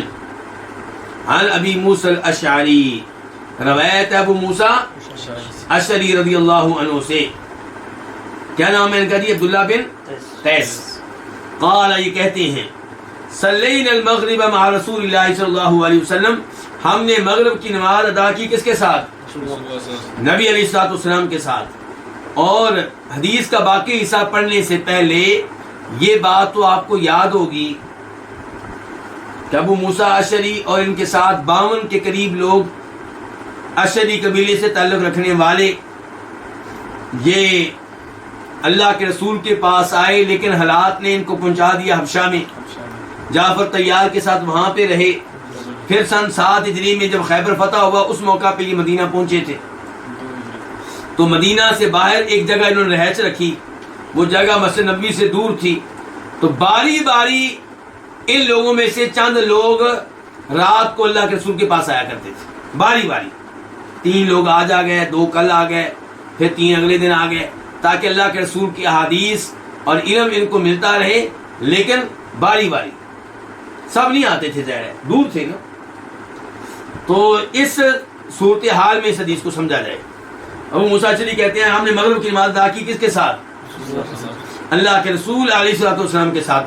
ثم قلنا، پھر ہم نے کہا لو جلسنا، اگر ہم بیٹھ جائیں یہاں تک کہ ہم آپ کے ساتھ عشاء کی نماز بھی ادا کر لیں، یعنی کہ اگر ہم بیٹھ جائیں تو کتنا اچھا ہو۔ قال، ابو موسیٰ اشعری کہتے ہیں فجلسنا، چنانچہ ہم بیٹھ گئے۔ کدھر بیٹھ گئے؟ مسجد میں۔ فخرج علینا، تو آپ ہماری طرف نکلے، کہاں سے؟ اپنے گھر سے، اپنے حجرے سے۔ فقال، تو آپ نے کہا ما زلتم ہا ہنا، تم مسلسل اسی جگہ پہ ہو، تم ابھی تک یہیں پہ ہو؟ قلنا، ہم نے کہا یا رسول اللہ، اللہ کے رسول صلینا معک المغرب، ہم نے آپ کے ساتھ مغرب کی نماز ادا کی۔ ثم قلنا، پھر ہم نے کہا نجلس، ہم بیٹھ جاتے ہیں، حتی نصلی معک العشاء، یہاں تک کہ ہم آپ کے ساتھ کون سی نماز ادا کریں گے؟ عشاء کی۔ قال، تو آپ نے کہا احسنتم او اصبتم، تم نے بہت اچھا کیا ہے، او اصبتم، یا تم نے صحیح کام کیا ہے، درست کام کیا ہے، اچھا فیصلہ ہے تمہارا۔ قال، کہتے ہیں، کون کہتے ہیں؟ کون کہتے ہیں؟ ابو نہیں اللہ کے ابو موسیٰ اشعری کہتے ہیں، جی بالکل۔ معذرت کے ساتھ مجھے زکام ہے۔ ابو موسیٰ اشعری کہتے ہیں فرفع رأسہ الی السماء، آپ نے اپنا سر اٹھایا کس کی طرف؟ آسمان کی طرف۔ وَكَانَ كَثِيرًا مِمَّا يَرْفَعُ رَأْسَهُ إِلَى السَّمَاء، اور آپ بہت زیادہ اپنا سر اٹھایا کرتے تھے کس جانب؟ آسمان کی طرف۔ فقال، تو آپ نے کہا، اپنا سر آسمان کی طرف اٹھا کر آپ نے کہا، النجوم امنۃ للسماء، ستارے آسمان کے لیے امان ہے۔ آسمان کے لیے کیا ہے؟ امان ہے، یعنی کہ ستاروں کا وجود اس بات کی گارنٹی ہے کہ آسمان کو ابھی کوئی خطرہ نہیں ہے، کیونکہ جب آسمان کو خطرہ ہوگا اس سے پہلے ستارے جڑ جائیں گے۔ وَإِذَا النُّجُومُ انْقَطَرَتْ، آسمان نے جب پھٹنا ہے اس سے پہلے کیا ہوگا؟ ستارے جڑ جائیں گے، ختم ہو جائیں گے۔ تو جب تک ستارے موجود ہیں اس کا مطلب ہے آسمان بھی موجود ہے۔ تو ستارے جو ہیں وہ آسمانوں کے لیے امان ہیں۔ فَإِذَا ذَهَبَتِ النُّجُومُ، جب ستارے چلے جائیں گے، ختم ہو جائیں گے، أَتَى السَّمَاءَ مَا تُوعَدُ، تو آسمان پہ وہ چیز آئے گی جس کا وعدہ کیا جاتا ہے، جس کی دھمکی دی جاتی ہے، جس سے ڈرایا جاتا ہے۔ وہ کیا؟ اذا السماء انشقت، اللہ تعالیٰ کہتے ہیں جب آسمان پھٹ جائے گا۔ اذا السماء فطرت، جب آسمان پھٹ جائے گا۔ تو یہ آسمان نے کب پھٹنا ہے؟ جب ستارے چلے جائیں گے، جب ستارے ختم ہو جائیں گے۔ تو ستاروں کا وجود جو ہے وہ آسمانوں کے لیے امان ہے، ضمانت ہے۔ وَأَنَا أَمَنَةٌ لِأَصْحَابِي، اور آپ کہتے ہیں میں اپنے صحابیوں کے لیے، اپنے ساتھیوں کے لیے امان ہوں، لیکن جب تک میں موجود ہوں تب تک عذاب نہیں آئے گا، کوئی بڑا فتنہ نہیں آئے گا۔ اور اللہ تعالیٰ قرآن میں بھی یہ بات فرماتے ہیں سورہ انفال میں، وَمَا كَانَ اللَّهُ لِيُعَذِّبَهُمْ وَأَنْتَ فِيهِمْ، اللہ تعالیٰ ان کو عذاب دینے والا نہیں ہے جب تک آپ ان میں موجود ہیں۔ تو آپ کا وجود ان کے لیے کیا تھا؟ امان تھا۔ فَإِذَا ذَهَبْتُ، آپ فرماتے ہیں جب میں چلا جاؤں گا، یعنی کہ فوت ہو جاؤں گا، أَتَى أَصْحَابِي مَا يُوعَدُونَ، تو میرے ساتھیوں کے پہ آئے گا، میرے ساتھیوں پہ آئے گا، کیا آئے گا؟ ما یوعدون، وہ چیزیں آئیں گی جن سے ان کو ڈرایا گیا ہے۔ کیا مطلب؟ فتنے شروع ہو جائیں گے، لڑائیاں شروع ہو جائیں گی، کوئی مرتد ہو رہا ہے، کئی جھوٹے نبی نکل آئے ہیں، عجیب طرح کی ازمائشیں شروع ہو جائیں گی۔ وَأَصْحَابِي أَمَنَةٌ لِأُمَّتِي، اور میرے صحابی جو ہیں وہ میری امت کے لیے امان ہیں۔ میرے صحابہ کا وجود میری امت کے لیے کیا ہے؟ امان ہے۔ فَإِذَا ذَهَبَ أَصْحَابِي، جب میرے صحابی چلے جائیں گے، أَتَى أُمَّتِي مَا يُوعَدُونَ، تو میری امت پہ وہ کچھ ہوگا، میری امت کے پاس وہ کچھ آئے گا جس کی ان کو دھمکی دی جاتی ہے، جس کی ان کو وارننگ دی جاتی ہے۔ وہ کیا؟ فتنے، اور کیا؟ بدعتیں، تو طرح طرح کی چیزیں اور آزمائشیں شروع ہو جائیں گی پھر۔ تو یہ بھی آپ کی خصوصیت ہے کہ آپ کا وجود آپ کے صحابہ کرام کے لیے کیا تھا؟ امان تھا۔ اس کے بعد باب نمبر 5، یہ باب کیا ہے؟ باب خصائص متنوعہ، مختلف قسم کی خصوصیات۔ حدیث نمبر 1799، 1799 میم۔ اس حدیث کو روایت کرنے والے امام کون سے؟ امام مسلم۔ عن ابی ہریرہ، روایت ہے جناب ابو ہریرہ سے، ان رسول اللہ صلی اللہ علیہ وسلم قال، کہ بے شک رسول اللہ صلی اللہ علیہ وسلم نے فرمایا، فضلت علی الانبیاء ب60، مجھے نبیوں پہ 6 چیزوں کے ساتھ فضیلت دی گئی ہے۔ 6 امور میں مجھے نبیوں پہ کیا دی گئی ہے؟ فضیلت دی گئی ہے، ان پہ برتری دی گئی ہے، ان پہ فوقیت دی گئی ہے۔ وہ کون سی 6 چیزیں ہیں؟ اعطیت جوامع الکلم، مجھے جامع ترین الفاظ اور کلمات اور کلام دیا گیا ہے، یعنی مجھے اللہ نے صلاحیت دی ہے کہ میں ایسی جامع قسم کی گفتگو کرتا ہوں، الفاظ کم ہوتے ہیں، جملے کم ہوتے ہیں، لیکن ان کا معنی مفہوم وسیع ہوتا ہے۔ اس کی مثال دیں گے آپ کوئی؟ اللہ کے رسول نے فرمایا تھا صلی اللہ علیہ وسلم، من احدث فی امرنا ھذا ما لیس منہ فہو رد، جو ہمارے اس دین میں کوئی نیا کام نکالے تو نیا کام کیا ہے؟ ریجیکٹ ہے، مردود ہے، ناقابل قبول ہے۔ ہاں جی، یہ الفاظ کتنے لمبے چوڑے ہیں؟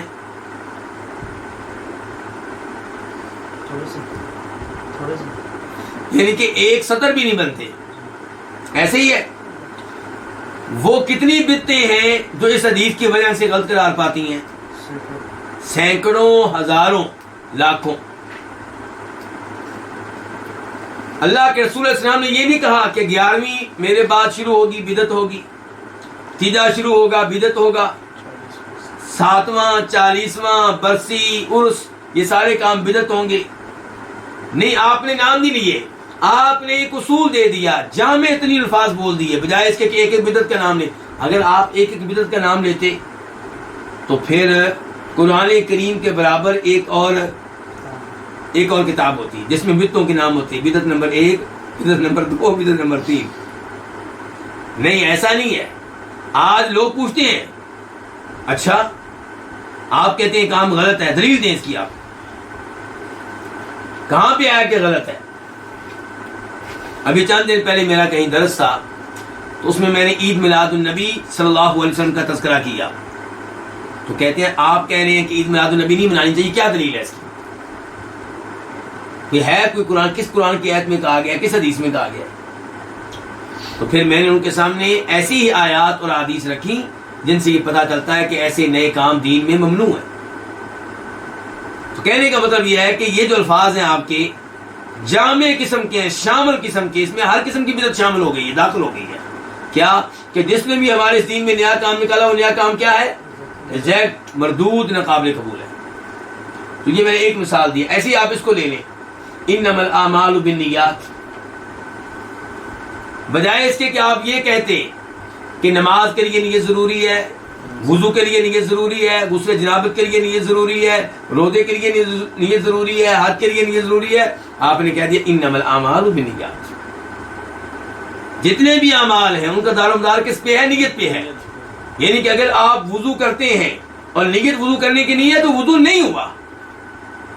ہمارے حنفی علماء کرام کیا کہتے ہیں کہ وضو نیت کے بغیر ہو جاتا ہے، لیکن اللہ کے رسول کیا فرما رہے ہیں؟ نہیں، عمل کا دار و مدار کس پہ ہے؟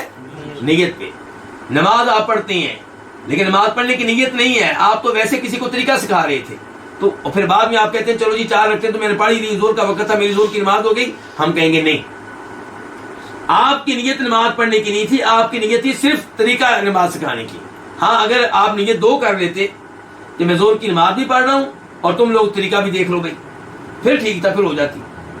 لیکن آپ کی نیت تھی صرف طریقہ سکھانے کی، اب آپ کہتے ہیں جناب زور کا وقت تھا تو میری زور کی نماز ہو گئی۔ ہم کہیں گے نہیں، کیونکہ اللہ کے رسول نے کہا انما الاعمال بالنیات۔ گرمیوں کے دنوں میں دوپہر کے وقت آپ باہر سے آئے اور مسلمان کی عادت ہے منہ ہاتھ بھی ایسے دھوتا ہے جیسے وضو کر رہا ہو، کئی لوگوں کی عادت ہے وہ منہ ہاتھ بھی دھوئیں تو وضو کا پورا طریقہ اختیار کرتے ہیں۔ اب آپ باہر سے آئے، پسینے آپ کو آئے ہوئے تھے اور آپ نے وضو کی نیت نہیں کی، لیکن بالکل وضو کے انداز میں آپ نے ہاتھ دھوئے، منہ دھوئے، کلی کی، ناک میں پانی ڈالا، سر پہ مسا بھی کر لیا اور پاؤں بھی دھو ڈالے، اس کے بعد زور کی اذان شروع ہو گئی۔ اب آپ کہتے ہیں لو جی میرا تو وضو ہو گیا۔ نہیں نہیں نہیں نہیں، کیونکہ آپ کی نیت وضو کرنے کی تھی نہیں، آپ کی نیت تھی منہ ہاتھ دھونے کی، پسینہ دور کرنے کی، تو اس لیے آپ کا یہ وضو نہیں ہوا، کیونکہ اللہ کے رسول کیا کہتے ہیں انما الاعمال۔ ایک آدمی، رمضان کا مہینہ ہے، اس نے رات کو سوچ لیا کہ چونکہ صبح میں نے سفر پہ نکلنا ہے اس لیے صبح میں نے روزہ نہیں رکھنا. حالانکہ صحیح بات یہ کہ روزہ رکھنا چاہیے، کیونکہ ہو سکتا ہے آپ سفر نہ کر سکیں.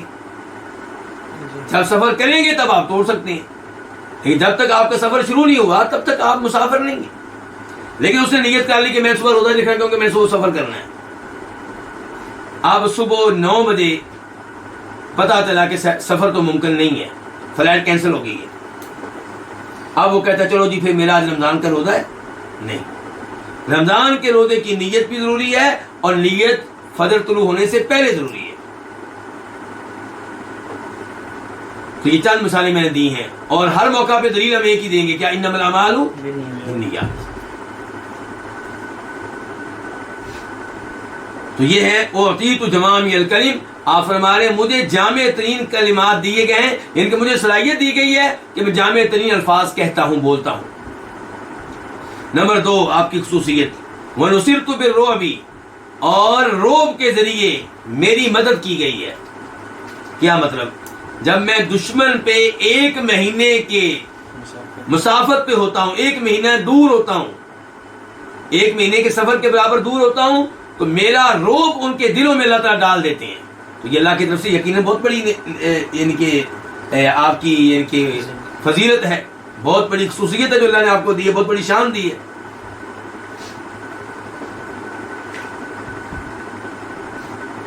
نمبر 3 وَأُحِلَّتْ لِيَ الْغَنَائِمُ، اور میرے لیے مال غنیمت حلال کر دیا گیا ہے. پہلے جو نبی تھے وہ جہاد کرتے، جب دشمن پہ فتح پا لیتے دشمن کا مال جمع کرتے، اور تقسیم کرنے کی اجازت نہیں تھی، بلکہ اس کو کیا کیا جاتا تھا؟ آگ لگائی جاتی تھی، آگ لگائی جاتی تھی. لیکن جب آپ کی باری آئی تو مال غنیمت حلال کر دیا گیا کہ جہاد میں جو مال آپ کے پاس آئے وہ آپ لوگوں کے لیے حلال ہے.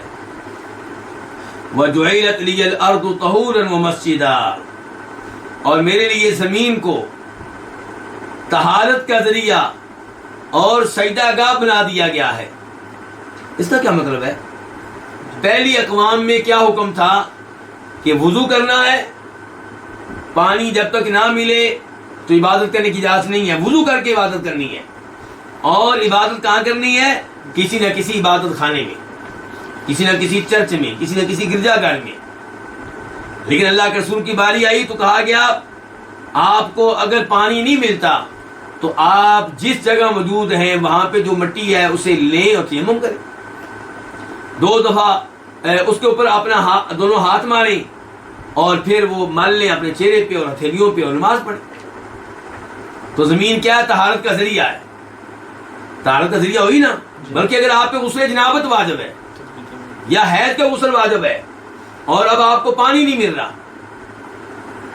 عورت کو پانی نہیں مل رہا یا مرد کو پانی نہیں مل رہا جنابت کا غسل کرنے کے لیے، حیض کا غسل کرنے کے لیے، تو وہ بھی کیا کر لیں؟ تیمم کر لیں اسی انداز سے، اور اس کے بعد نماز پڑھ سکتے ہیں، بلکہ پڑھیں گے.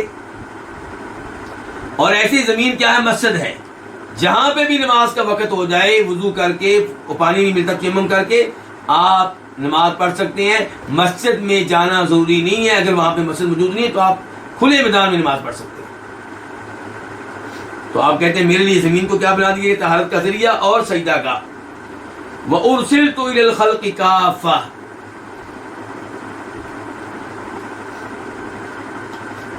یہ 5ویں نمبر پہ آپ کہتے ہیں مجھے ساری مخلوق کی طرف رسول بنا کر بھیجا گیا ہے، صرف عربوں کے لیے نہیں، صرف اجمیوں کے لیے نہیں. اچھا موسیٰ علیہ السلام کن کے لیے نبی تھے؟ بنی اسرائیل کے لیے. عیسیٰ علیہ السلام کن کے لیے نبی تھے؟ بنی اسرائیل کے لیے. اور اللہ کے رسول کی باری آئی تو ساری مخلوق کے لیے، تمام انسانوں کے لیے آپ کو رسول بنا کر بھیجا گیا ہے. وَأُرْسِلْتُ إِلَى الْخَلْقِ كَافَّةً، مجھے تمام مخلوق کے لیے رسول بنا کر بھیجا گیا ہے.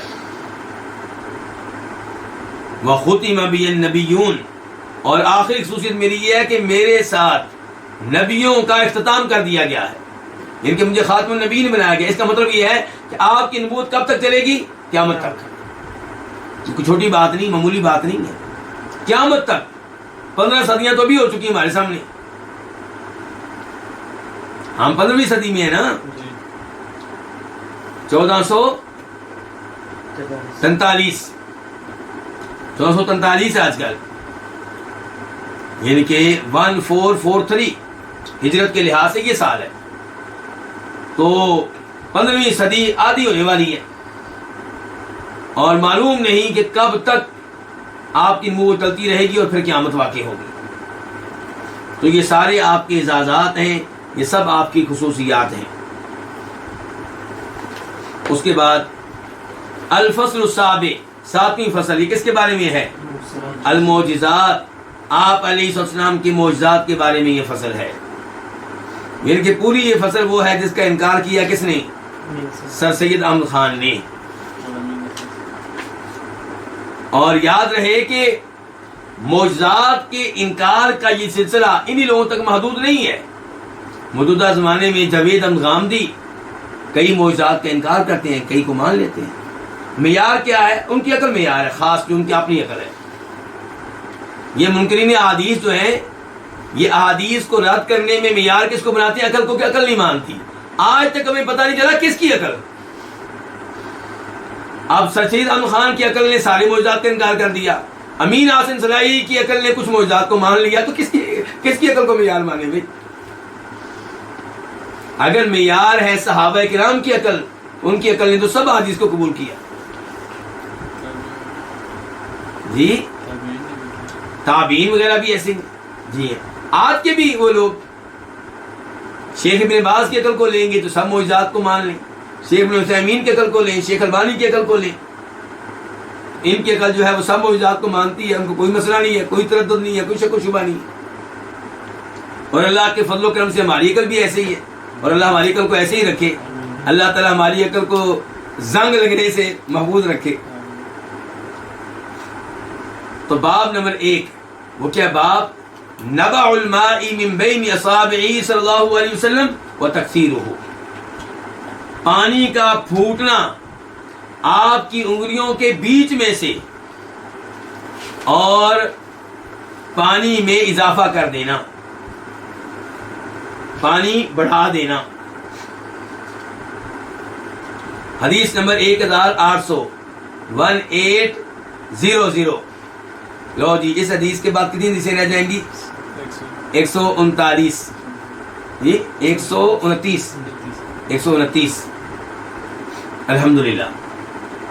تو 1800 قاف، اس حدیث کے بیان کرنے پہ اتفاق ہے کس کس کا؟ امام بخاری کا اور امام مسلم کا۔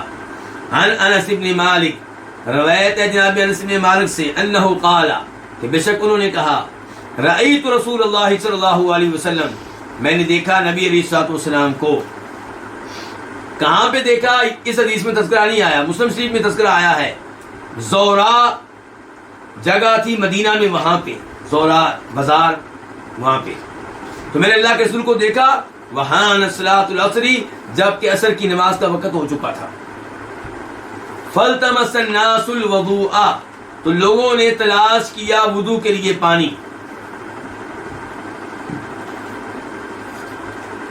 فلم یجدوہ، تو انہوں نے اسے نہیں پایا۔ کس کو نہیں پایا؟ پانی کو۔ فأتی رسول اللہ صلی اللہ علیہ وسلم بوضوء، تو رسول اللہ صلی اللہ علیہ وسلم کے پاس وضو کا پانی لایا گیا۔ ایک طرف کہہ رہے وضو کا پانی ملا نہیں، یعنی کہ اتنا پانی نہیں ملا کہ جیسے سب وضو کر سکیں، تھوڑا سا پانی کہیں سے مل گیا۔ فوضع رسول اللہ صلی اللہ علیہ وسلم فی ذلک الاناء یدہ، تو نبی علیہ الصلوۃ والسلام نے اس برتن میں رکھا، کیا رکھا؟ اپنا ہاتھ رکھا۔ وَأَمَرَ النَّاسَ أَن يَتَوَضَّؤُوا مِنْهُ، اور آپ نے لوگوں کو حکم دیا کہ وہ اس میں سے وضو کریں۔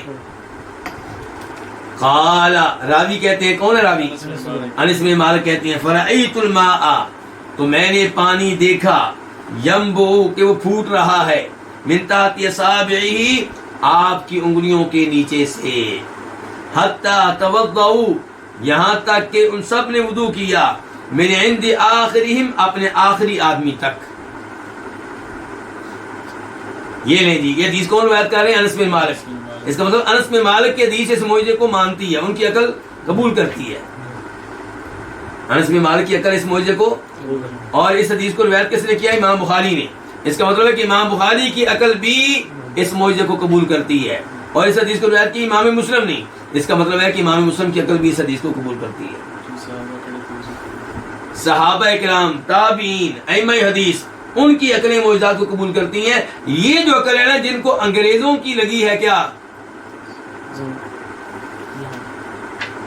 انگریزوں نے جن عقلوں کو متاثر کیا ہے، ان عقلوں نے آ کے انکار شروع کیا۔ سر سید احمد خان یہ پہلے شخص تھے انگریزوں کے بر صغیر میں حکمران بننے کے بعد جنہوں نے عصری تعلیم پہ توجہ دی، انگریزی پہ توجہ دی۔ یہ یورپ میں گئے پڑھنے کے لیے، پڑھ کر آئے، اور پڑھنے سے پہلے ٹھیک تھے، جب تک یورپ نہیں گئے تھے ٹھیک تھے، جب وہاں سے پڑھ کر آئے تو پھر احساس کمتری کا شکار ہو گئے۔ پھر ایک تو انہوں نے یہ سوچ پیدا کی کہ ترقی کے لیے انگلش سیکھنا ضروری ہے، اور یہ پھر قوم کو انگلش سیکھنے میں لگا دیا گیا۔ اب جب آپ انگلش سیکھیں گے تو معاملہ زبان تک محدود نہیں رہے گا۔ آپ کے نوجوان جب انگلش کے ماہر ہوں گے پھر وہ انگلش ڈرامے دیکھیں گے، انگلش فلمیں دیکھیں گے، انگلش ملحدین کا لٹریچر پڑھیں گے، جتنے شکوک و شبہات وہ پیدا کرتے ہیں وہ بھی پڑھیں گے، اور پھر وہ کیا بن جائیں گے؟ انگریز بن جائیں گے۔ جسم ہمارا ہی ہوگا لیکن دماغ انگریزوں والا ہوگا۔ میں انگلش سیکھنے کا مخالف نہیں ہوں، لیکن مقصد کیا ہو اس کا کہ آپ اس کے ذریعے ان لوگوں تک پہنچیں، ان تک دین کا پیغام پہنچائیں، توحید کا پیغام پہنچائیں۔ اس لیے انگلش سیکھنا کہ ان سے متاثر ہونا، ان کے افکار نظریات کو قبول کرنا، اس کام کے لیے انگلش نہیں سیکھنی چاہیے۔ پھر ہمارے کئی دوست یہ سمجھتے ہیں کہ ترقی کے لیے انگلش ضروری ہے۔ بھی آپ دیکھ لیں، چائنیز کو دیکھ لیں، آپ فرانسیسی لوگوں کو آپ دیکھ لیں، جرمنی کے لوگوں کو آپ دیکھ لیں، یہ سب انگلش کے بغیر ترقی کر گئے۔ جی ہاں، تو یہ سارے لوگ جو ہیں، اب چائنیز انہوں نے کیا کیا ہوا ہے؟ انہوں نے 1000 کے قریب لوگ رکھے ہوئے ہیں جو انگلش کے ماہر ہیں۔ جب بھی انگلش میں کوئی نئی کتاب آتی ہے جو ان کے کام کی ہو، اس کا وہ چائنیز زبان ترجمہ کر دیتے ہیں۔ اب ترجمہ کرنے والے کتنے لوگ ہوتے ہیں؟ 2-3، باقی پوری قوم سکون میں ہے، راحت میں، آرام میں ہے۔ ہم نے اپنی قوم کے بچوں کو ذبح کر دیا۔ تم نے اردو بھی سیکھنی ہے، اور تم لوگوں نے انگلش بھی سیکھنی ہے، اور عربی بھی سیکھنی ہے، دین کی زبان ہے، تو بچہ بیچارہ جائے تو کہاں جائے؟ چلے جی، اقبال نے کیا کہا تھا؟ قوم سیکھ رہی ہے انگریزی، میں وہ شعر بھول گیا ہوں، چلے، تو وہی کچھ ہوا جس کا خطرہ محسوس کیا تھا اقبال نے۔ تو اب کیا آگے 1801 خا، اس حدیث کو روایت کرنے والے بھی امام بخاری ہیں۔ عن عبداللہ بن مسعود، روایت ہے جناب عبداللہ بن مسعود سے، وہ کہتے ہیں کنا نعد الآیات برکہ، ہم نشانیوں کو، معجزات کو برکت خیال کیا کرتے تھے۔ وانتم تعدونها تخویفا، اور تم ان کو خیال کرتے ہو ڈرانے والا۔ اور صحیح بات کیا ہے؟ اللہ نے کیا کہا؟ وما نرسل بالآیات الا تخویفا۔ اللہ تعالیٰ کہتے ہیں سورہ بنی اسرائیل میں 15 پارے میں کہ ہم نشانیاں بھیجتے ہیں ڈرانے کے لیے، خبردار کرنے کے لیے کہ سنبھل جاؤ، ایمان لے آؤ، تکذیب و تردید نہ کرو ہمارے نبی کی۔ لیکن عبداللہ بن مسعود کہہ رہے ہیں کہ ہم تو نشانیوں کو برکت سمجھتے تھے اور تم سمجھتے ہو تخویف، وارننگ۔ تو صحیح بات یہ ہے کہ کچھ نشانیاں ایسی ہیں جو وارننگ کے لیے ہوتی ہیں، اور کچھ نشانیاں ایسی ہیں جو باعث برکت ہوتی ہیں۔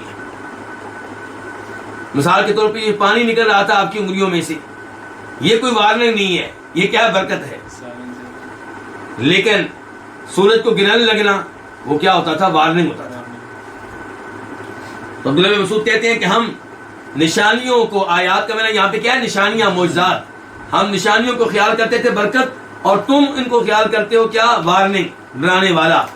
کنا مع رسول اللہ صلی اللہ علیہ وسلم فی سفر، ہم اللہ کے رسول علیہ السلام کے ساتھ تھے ایک سفر میں۔ فقل الماء، تو پانی کم ہو گیا۔ فقال، تو آپ نے کہا اطلبوا فضلة مما، کچھ بچا ہوا پانی تلاش کرو. پانی کم ہے لیکن کوئی کسی کے پاس بچا ہوا پانی ہو تو لے کر آؤ. اطلبوا طلب کرو تلاش کرو فضلۃ من ماء کچھ بچا ہوا پانی. فجاؤوا باناء تو وہ ایک برتن لے کر آئے. فیہ ماء قلیل اس میں تھوڑا سا پانی تھا. فادخل یدہ فی الاناء تو آپ علیہ السلام نے اپنا ہاتھ داخل کیا کس میں؟ اس برتن میں. ثم قال پھر آپ نے کہا حی علی الطہور المبارک آؤ پاک بابرکت پانی کی طرف. آؤ پاک بابرکت پانی کی طرف. والبرکۃ من اللہ اور برکت کس کی طرف سے ہے؟ برکت پیدا کرنے والا اللہ ہے. برکت پیدا کرنے والے اللہ کے رسول نہیں ہیں. والبرکۃ من اللہ فلقد رأیت الماء البتہ تحقیق میں نے پانی دیکھا. ینبع وہ پھوٹ رہا تھا. من بین اصابع رسول اللہ صلی اللہ علیہ وسلم نبی علیہ السلام کی انگلیوں کے بیچ میں سے. وَلَقَدْ كُنَّا اور البتہ تحقیق کننا نسمع ہم سنا کرتے تھے تسبیح الطعام کھانے کے سبحان اللہ کہنے کی آواز کو. وَهُوَ يُؤْكَلُ جبکہ کھانا کھایا جا رہا ہوتا تھا. یعنی کہ اللہ کے رسول کھانا کھا رہے ہوتے تھے اور کھانے سے آوازیں آ رہی ہوتی تھی کس کی؟ سبحان اللہ کی. تو یہ سارے کیا ہیں؟ آپ کے معجزات ہیں. اللہ رب العزت سے دعا ہے کہ اللہ تعالی ہمیں صحیح معنوں میں نبی علیہ السلام کی ذات پہ ایمان لانے کی توفیق دے. اللہ تعالی ہر طرح کے فتنوں سے، شکوک و شبہات سے، گمراہیوں سے، گمراہ فرقوں سے، گمراہ شخصیات سے، گمراہ کتب سے ہمیں محفوظ رکھے. اور اللہ تعالی ہمیں سلف صالحین کے منہج اور ان کے مسلک اور قرآن و حدیث کو مضبوطی کے ساتھ تھامنے کی توفیق دے. وآخر دعوانا الحمدللہ رب العالمین.